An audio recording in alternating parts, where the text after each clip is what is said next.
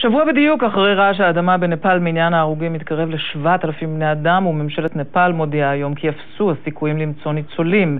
למרות ההודעה הזאת, בני משפחתו של אור אסרף הישראלי היחיד שעדיין מוגדר מנותק קשר לא מאבדים תקווה. אנטוניה ימין ובר שם אור עם הדיווח הזה.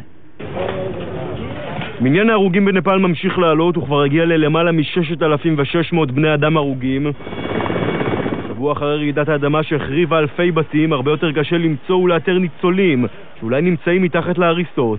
This situation where you have poor water and sanitation, displaced populations that are mobile, in a way, moving, the chances of an outbreak happening is still there and maybe larger. ובמקביל לחיפושים אחר נעדרים, נפאל מתחילה בתהליך שיקום איטי וארוך. המקדשים העתיקים שנחרבו מוטטו גם חלק חשוב מענף התיירות המקומי. Culturally, emotionally, it's a very great disaster for all Nepalese people, and especially for the people of Kathmandu and Lalitpur. I think it's a great loss, which takes long time to be rebuilt.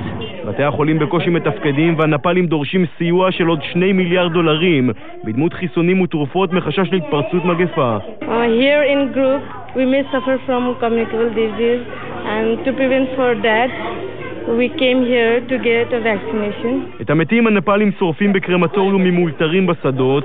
הכפרים המרוחקים מקטמנדו ממשיכים להיות תלויים קודם כל בסיוע בינלאומי, בין היתר גם בסיוע של המשלחת הישראלית הגדולה. מרפאת השדה בערים מערבית לקטמנדו, איפה שלא הגיע טיפול רפואי מאז רעידת האדמה, פה מקבלים את הטיפולים, את התרופות. הנה הצוות הרפואי בדיון פה. כ-18 מחלצים ישראלים עדיין מנסים לאתר את אור אסרף. מוקדם יותר היום דווח על מטייל הולנדי שאולי פגש את אור לפני מספר ימים, אך הדיווח התברר כחוזב. אביו של אסרף נמצא בקטמנדו, וחדר המצב בבית המשפחה בארץ ממשיך לפעול. הבחור בריא ושלם, שרד שם מספר ימים מאז רעידת האדמה, ואנחנו רוצים לדלות פרטים נוספים, אבל כרגע הוא נמצא במצב של הלם, והוא לא כל כך יכול לעזור לנו, הוא אפילו לא זוכר אם הוא פגש את אור. בעולם ממשיכים לסקר גם את סיפורה של הצעירה בת ה-25 ששהתה 5 ימים מתחת להריסות בניין וחולצה על ידי צוות ישראלי.